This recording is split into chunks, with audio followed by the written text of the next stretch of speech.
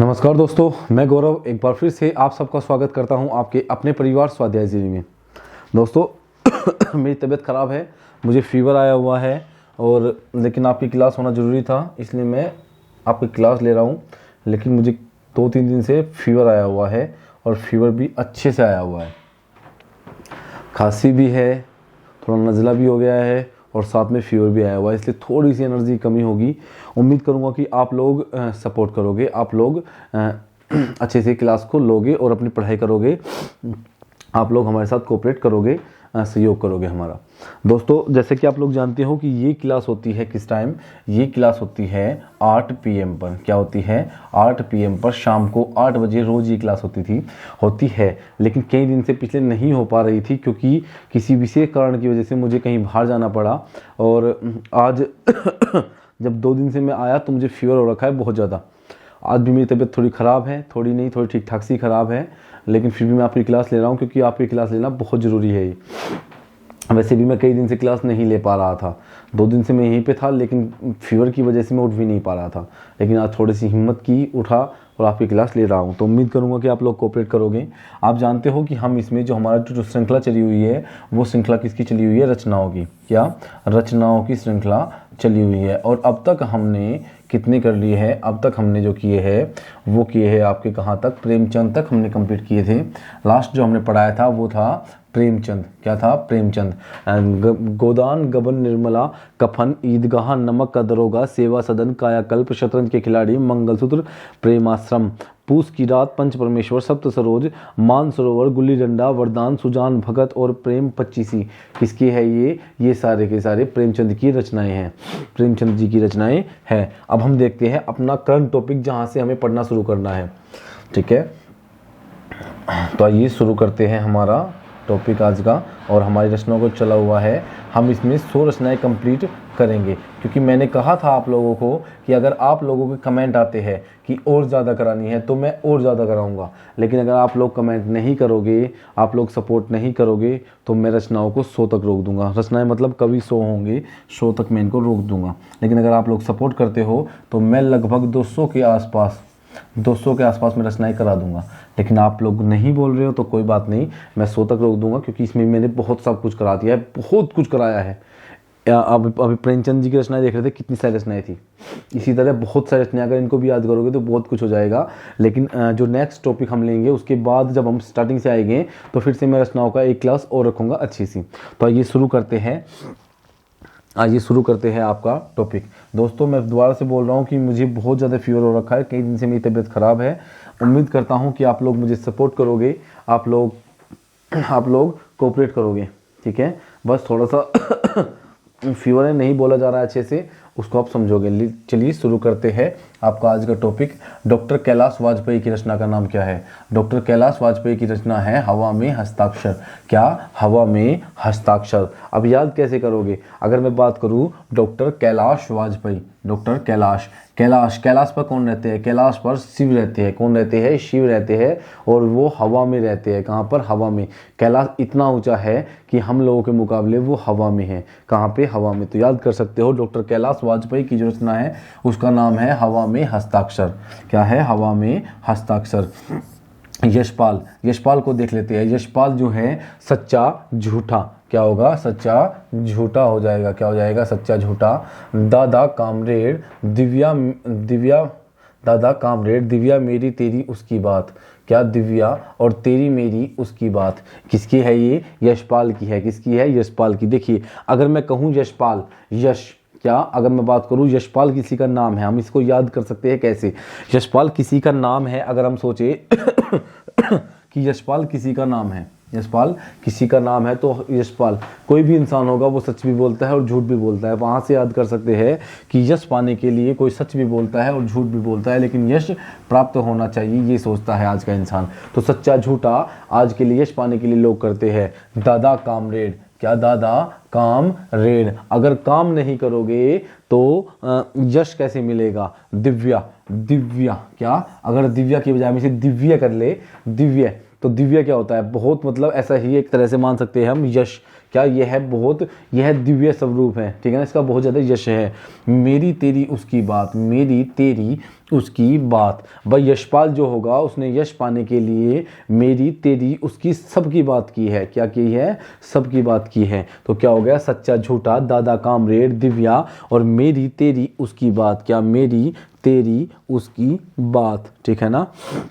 क्या करते हैं? मेरी तेरी उसकी बात। अब देख लेते हैं हम लोग मुक्ति। क्या? मुक्ति बोध, जिनका नाम है गजानन माधव। क्या है उनका नाम? गजानन माधव है। क्या? मुक्ति बोध के नाम से उन्हें जाना जाता है, लेकिन उनका मूल नाम क्या है? गजानन माधव है। आपसे एग्जाम में वो पूछ सकता है कि मुक्ति बोध का मूल नाम क्या है, या गजानन माधव को किस नाम से जाना जाता है। तो गजानन माधव को जाना जाता है मुक्ति बोध के नाम से, और मुक्ति बोध का मूल नाम है गजानन माधव। क्या? गजानन माधव। ब्रह्म राक्षस। क्या?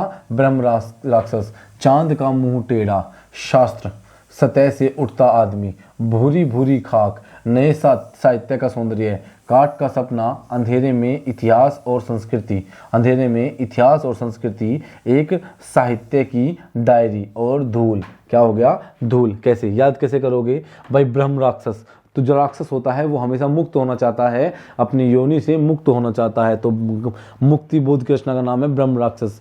चांद का मुंह टेढ़ा। क्या? चांद का मुंह टेढ़ा। क्या? मुक्त होने के लिए हमें चांद का मुंह टेढ़ा करना है? नहीं करना, ठीक है ना। शास्त्र। क्या होगा? मुक्त होने के लिए शास्त्र को पढ़िए। कहते हैं ना, सतह से उठता आदमी, सतह से उठता आदमी। जो इंसान सतह पे गिर गया, हार गया, जब तक वो नहीं उठेगा वो मुक्त नहीं होगा।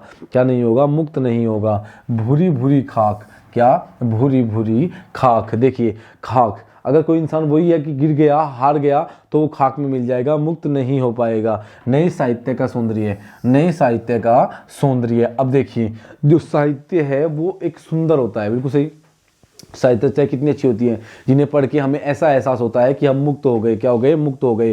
काट का सपना। क्या? काट का सपना। हर कोई देखता है सपना मुक्त होने का अंधेरे में। क्या? अंधेरे में। इतिहास और संस्कृति, एक साहित्य की डायरी और धूल। क्या होगी? धूल। ये किसकी रचना है? मुक्ति बोध की, या फिर हम कह सकते हैं गजानन माधव की। देखिए, ब्रह्म राक्षस, चांद का मुंह टेढ़ा, शास्त्र, सतह से उठता आदमी, भूरी भूरी खाक, नई साहित्य का सौंदर्य, काट का सपना, अंधेरे में इतिहास और संस्कृति, एक साहित्य की डायरी और धूल। किसकी रचना है? मुक्ति बोध की, या कह सकते हैं गजानन माधव की रचना है। किसकी? गजानन माधव की। मृदुला। क्या?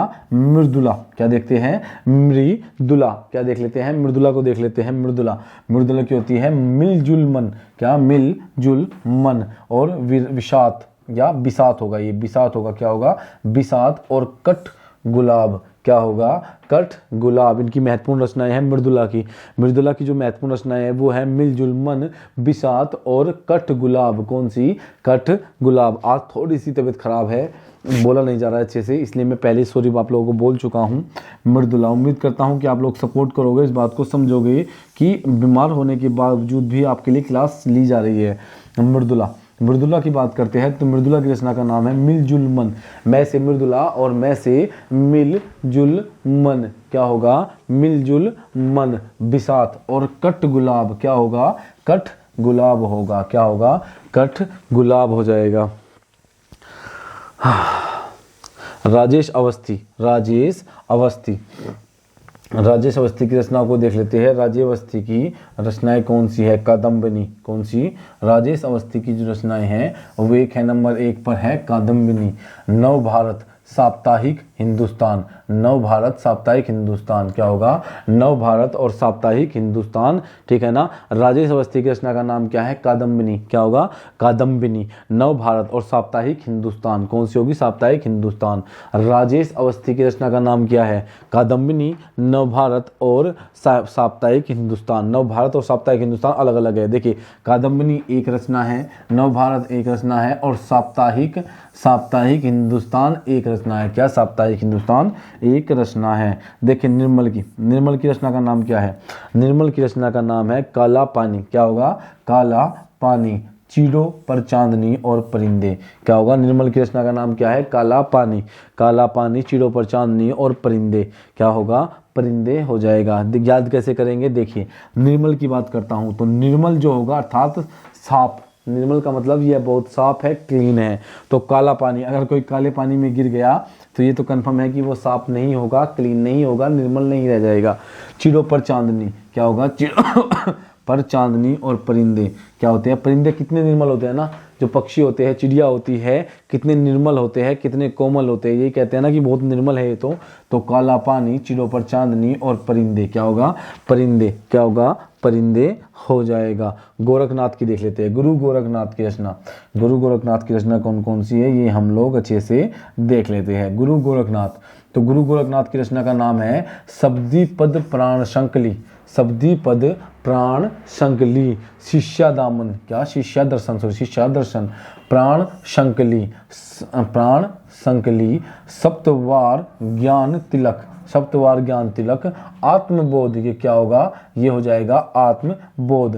गोरख गणेश गोष्ठी, गौरव गणेश गोष्ठी, गोरख गणेश गोष्ठी और अष्टमुद्रा, अष्टमुद्रा, अष्टचक्र और पंच अग्नि क्या होगा, पंच अग्नि हो जाएगा। अब देखिए मैंने कोमा लगा दी है, आप लोग समझ सकते हो। देखिए गुरु गोरखनाथ की रचना कौन सी है, गुरु गोरखनाथ सबको प्राण देना चाहते हैं, क्या चाहते हैं, सबको प्राण देना। तो शब्दी पद प्राण संकली, सबको प्राण देना चाहते हैं, शब्दी पद प्राण संकली, शिष्या दर्शन क्या होगा, शिष्या दर्शन, प्राण संकली, सप्तवार ज्ञान तिलक क्या होगा, सप्तवार ज्ञान तिलक हो जाएगा। ये पूरी एक रचना है, सप्तवार ज्ञान तिलक। आत्मबोध, आत्मबोध, गोरख गणेश गोष्ठी क्या होगा, गोरख गणेश गोष्ठी। अष्टमुद्रा क्या हो जाएगा, अष्टमुद्रा, अष्टचक्र क्या हो जाएगा, अष्टचक्र और पंचअग्नि कौन सा हो जाएगा, पंचअग्नि हो जाएगा। देखिए शब्दी पद प्राण संकली, शब्दी पद प्राण संकली, शिष्या दर्शन, प्राण संकली,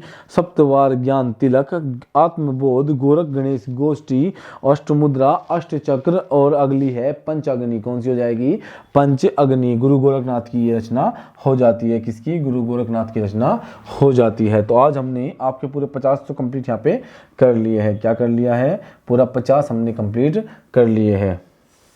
इतने पीछे कैसे चला गया है, ठीक है, क्या कर लिया हमने, पूरे 50 कंप्लीट कर लिए हैं।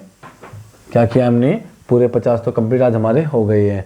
तो अब देखते हैं हिंदी की हम नेक्स्ट क्लास को हम इसमें ऐड कर लेते हैं। अब देखिए हम लोग अच्छे से पढ़ते आइए। ठीक है, तो अब देखिए 51वें नंबर पे हम आ जाते हैं, 51वें नंबर पे। तो 51वें नंबर की जो रचना है वो है विजय सेन सूरी की, क्या, विजय सेन सूरी। अगर मैं बात करूं रेवंत गिरी राय, रचना का नाम क्या है, रचना का नाम है रेवंत गिरी राय, क्या होगा, रेवंत गिरी राय, विजय सेन सूरी की रचना है। अब देखिए याद कैसे करोगे, गिर जाएगा, अगर हम किसी को गिरा दे तो हम विजय हो जाते हैं, क्या हो जाते हैं, हम विजय हो जाते हैं, क्या हो जाते हैं, विजय। अगर हमसे किसी का मल्ल युद्ध हुआ अर्थात कुश्ती हुई और हमने उसको गिरा दिया, क्या किया, गिरा दिया, तो हम जीत जाते हैं अर्थात विजय हो जाते हैं। तो याद कर सकते हैं रेवंत गिरी राय, क्या, रेवंत गिरी राय, ये रचना का नाम है, ये क्या है, ये रचना का नाम है और ये क्या है, ये आपके कवि है, क्या है, ये आपके कवि है। तो विजय सेन सूरी की रचना रेवंत गिरी राय होगी, कौन सी होगी, रेवंत गिरी राय। देखिए ये तो आपके कवि है और ये रचनाएं हैं, क्या है, ये कवि है और ये रचनाएं हैं। तो रेवंत गिरी राय, तो गिर जाएंगे तो क्या हो जाएंगे, विजय हो जाएंगे। अगर हमने किसी को गिरा दिया तो हम क्या हो जाएंगे, विजय हो जाएंगे। अब बात करते हैं सुमति गुणी, क्या, सुमति गुणी, सुमति गुणी की रचना का नाम क्या है, नेमी नाथ राय, क्या होगा, नेमी नाथ राय, क्या होगा, नेमी नाथ राय, क्या होगा, नेमी नाथ राय होगा। नेमी नाथ राय किसकी रचना है, सुमति गुणी की, क्या, सुमति गुणी की रचना है, क्या है, सुमति गुणी की। विद्यापति, क्या, विद्यापति,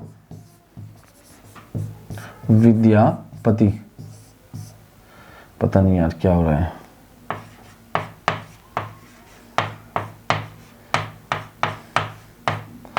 विद्यापति की रचना कौन सी है, पदावली, क्या, पदावली, कीर्ति लता कीर्ति पताका लिखनावली। क्या होगी? लिखनावली। कौन सी होगी? लिखनावली हो जाएगी। देखिए कौन कौन सी।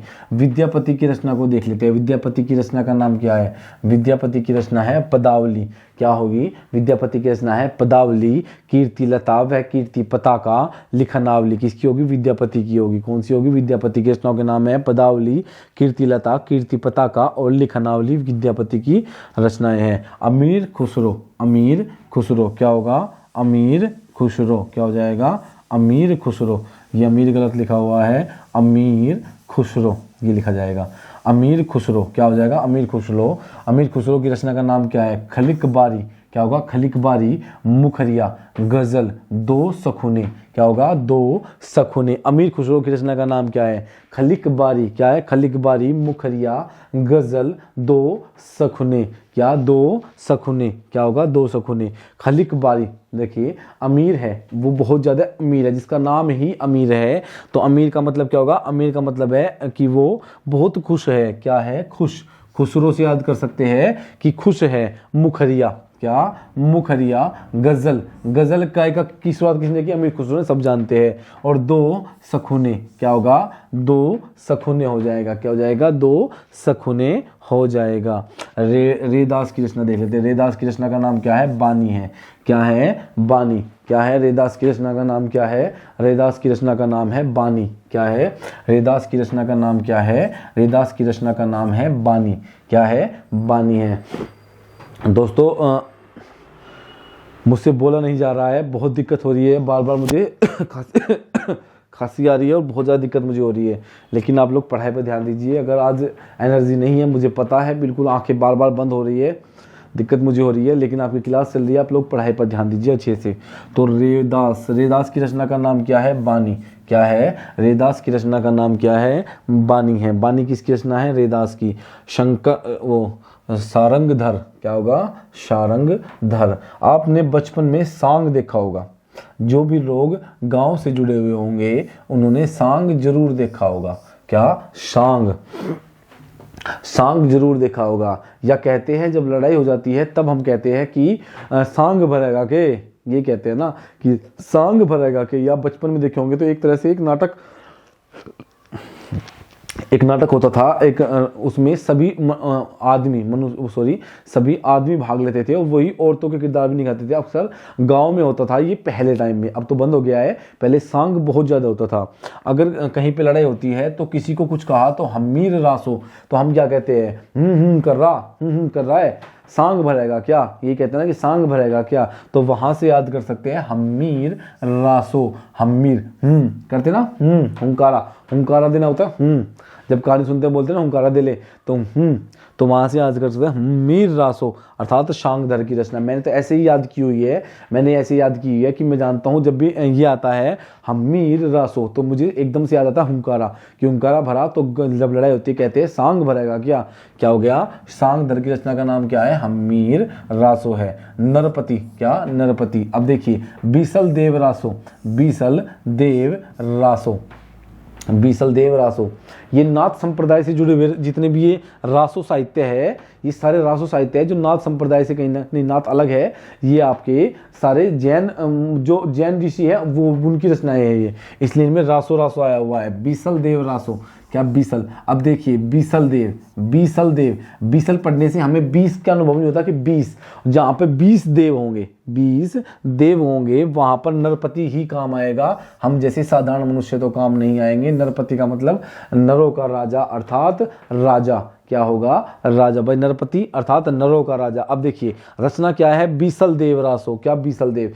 अगर एक देव होगा तो हम आ जाएंगे, भाई हम भी एक, देव भी एक, लेकिन जहाँ 20 देव आएंगे हम उनका खाने का खर्चा कैसे चलाएंगे? हम तो बहुत गरीब है। तो वहाँ पे क्या होगा? हमें राजा की आवश्यकता होगी अर्थात नरपति की आवश्यकता होगी। क्या होगी? नरपति की। तो बीसल देव रासो किसकी रचना है? नरपति की है। किसकी रचना है? बीसल देव रासो किसकी रचना है? बीसल देव रासो नरपति की रचना है। किसकी? नरपति की। तो याद कर सकते हो ना कितना आसान है भाई, ये सबसे आसान लगी मुझे।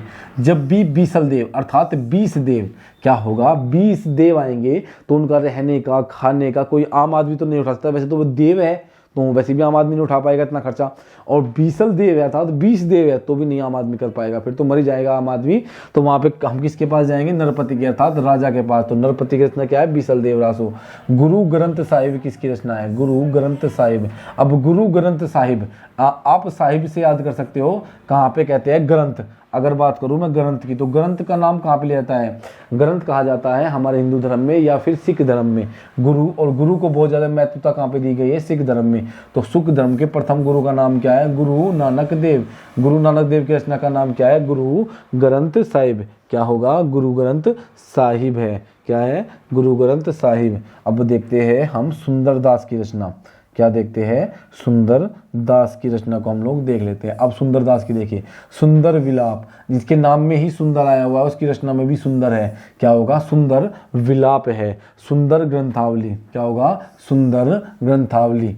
वेद विचार, क्या होगा, ये वेद विचार एक साथ हो जाएगा। देखिए, सुंदर विलास एक रचना है, सुंदर ग्रंथावली एक रचना है, वेद विचार एक रचना है और ज्ञान समुद्र एक रचना है। अब देखिए भाई, जो सुंदर होगा उसकी रचना भी तो सुंदर ही होगी ना, सुंदर दास। तो सुंदर दास की रचना का नाम क्या है, सुंदर विलास और सुंदर ग्रंथावली। क्या होगा, सुंदर ग्रंथावली। अब देखते हैं वेद विचार। वेद विचार, जब भी हम वेदों का विचार करते हैं तो एक भाव जो आता है हमारे मन में, कहीं ना कहीं हम सुंदर से अगर इसको जोड़ना चाहे तो वेद विचार, वेदों के ऊपर विचार करने से हमारे मन में एक उत्साह हो जाते हैं, हम खुशी की भावना आती है। अर्थात जब आदमी खुश होता है तो वो सुंदर लगता है। तो वेद विचार करने से, और ज्ञान समुद्र, जब भी हमें ज्ञान का समुद्र मिल जाएगा अर्थात अथाह ज्ञान हमारे पास हो जाएगा तो हम सबको सुंदर लगने लगेंगे। क्या, अथाह ज्ञान हमारे पास होने पर हम सबको सुंदर लगने लगेंगे। तो दादू दयाल की रचना को देखते हैं। दादू दयाल, हरणे वाणी और अंगवधु किसकी रचना है, दादू दयाल की। भाई दादू दयाल की रचना क्या है, हरणे वाणी। भाई दादू जो है हमारे दादू अर्थात बाबा जी, उनकी दया, क्या उनकी दया, और हम उनकी वाणी से ही झलकती है।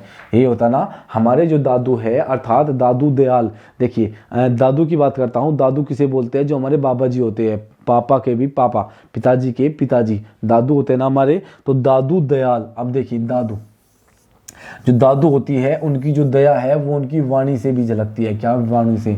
और वो घर की वधू को बहुत प्यार करते हैं। घर की वधू अर्थात अपनी बेटे की वाइफ को या पोते की वाइफ को अपनी बेटी के समान मानते हैं। ठीक है ना, अपना अंग ही मानते हैं, अर्थात अपने परिवार का हिस्सा ही मानते हैं। तो वहां से याद कर सकते हैं दादू दयाल को।